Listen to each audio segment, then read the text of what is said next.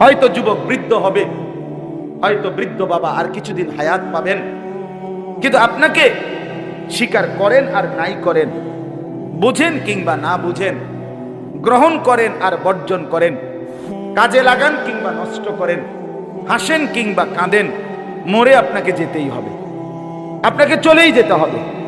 আপনি চোখ বন্ধ রাখলেও মরে যাবেন, চোখ খোলা রাখলেও মরে যাবেন।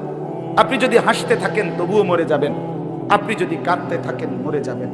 জীবনে যে কোনোদিন দুঃখ দেখে নাই সেও মরে যাবে, জীবনে যে কোনোদিন সুখ দেখে নাই সেও মরে যাবে, সেও মরে যাবে।